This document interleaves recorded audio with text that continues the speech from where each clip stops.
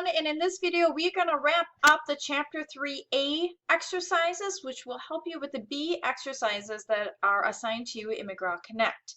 The first exercise, 3-6A, we are going to look at an employee that earns commissions if he sells over $150,000. He receives 2% commission.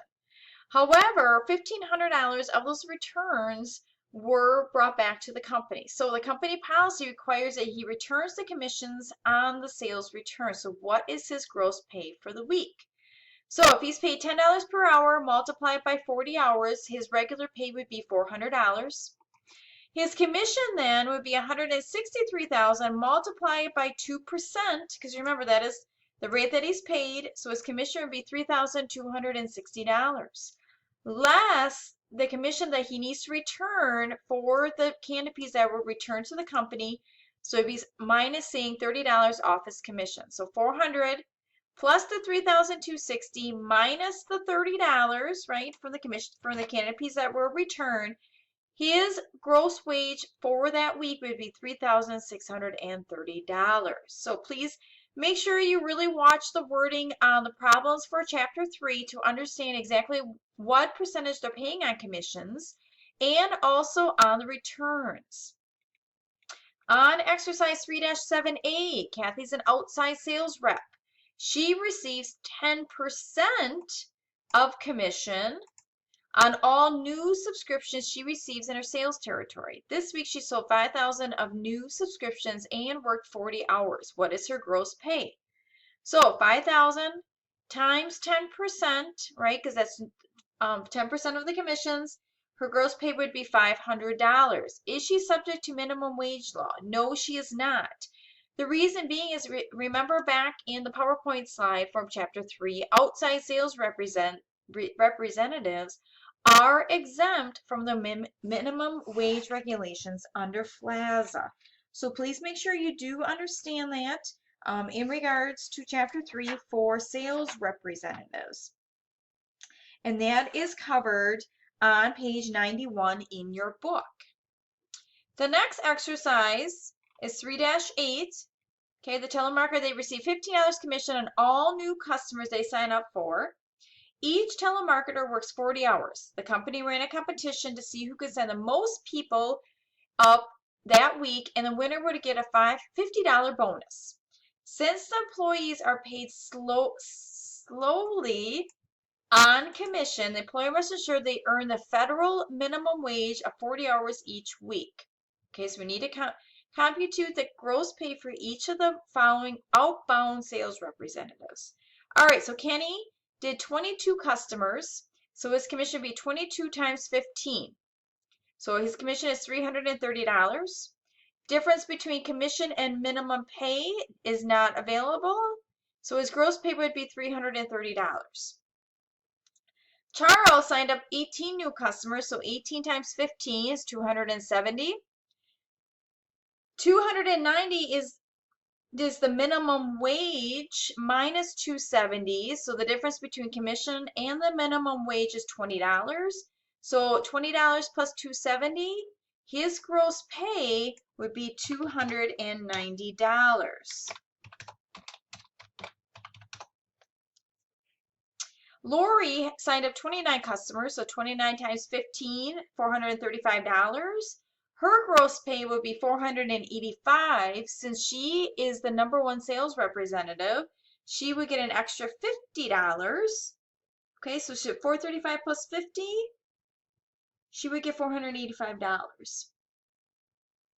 Phyllis had 16 customers, 16 times 15 is $240.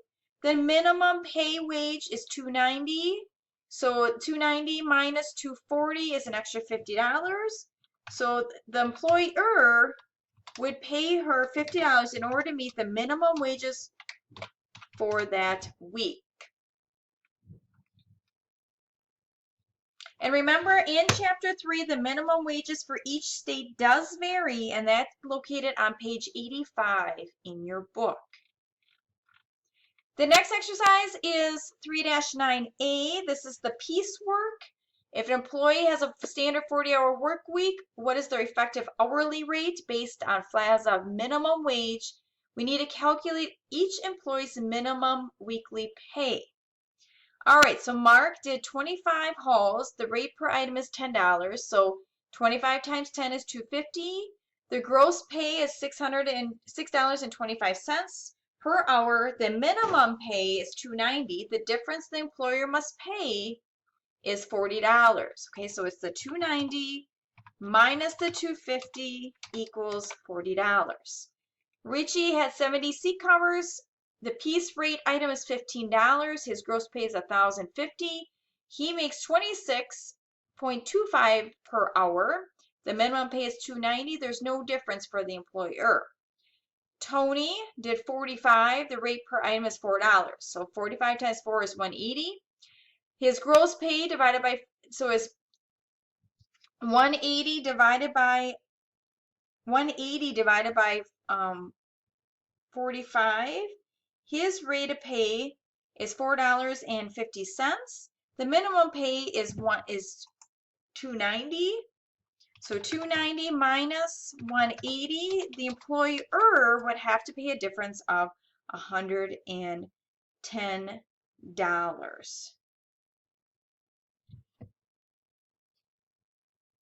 All right, so please make sure you understand the piecework. It doesn't happen, I don't believe, in any employer that I know around the Wausau area, but it could take effect in regards to other places around the state. All right, exercise hash 10A.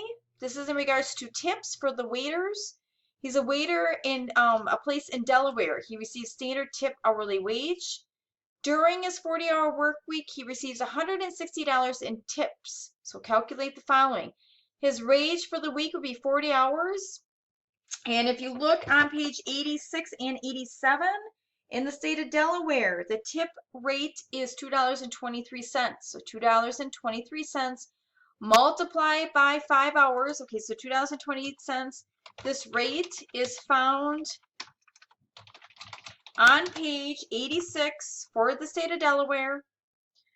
So his weekly rate is $89.20. His gross wage then would be the $89.20 plus the $160 in tips. His gross wage would be $240.20.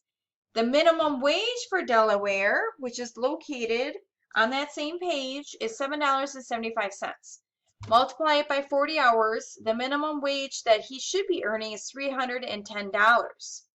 So in order for the company to meet FLASA requirements, the company must pay the difference between $310 and $240.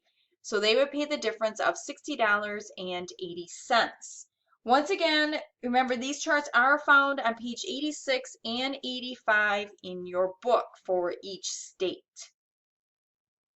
If you have any questions in regards to these concepts, please send me an email or give me a call and we can walk through it in a conference webinar that is located in Blackboard. All right, exercise 3-11A. Grace's a salary non-exempt administrator for a company is paid bi-weekly.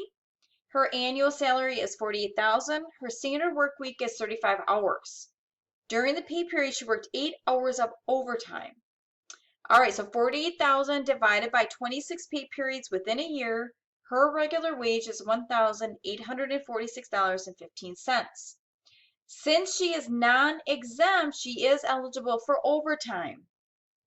So 1,846 divided by 70 hours per pay period, multiply it by time and a half, multiply it by 80 hours of overtime. Her gross pay, the overtime plus her regular wage, is $2,162.63. The next exercise is 3-12A. This employee is an administrative assistant for her employer. At the end of her shift, the employer requires her to deliver a package to a customer before traveling home. She spends 2 hours of driving to the customer's site and 3 hours driving home. How much of Natalie's travel time is compensated? 2 hours she would be paid for because it is in regards to travel time for her job.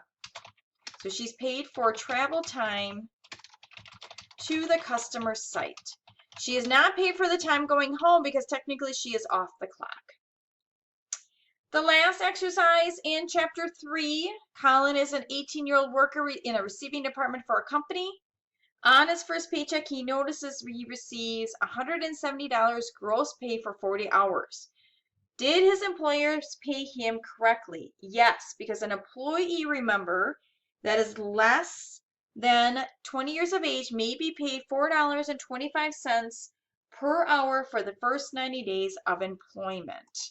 All right, and this is found on page 101 in chapter 3 as a reference. All right, if you do have any questions in regards to the exercises in chapter 3 in the A section, please let me know. Otherwise, have a great week.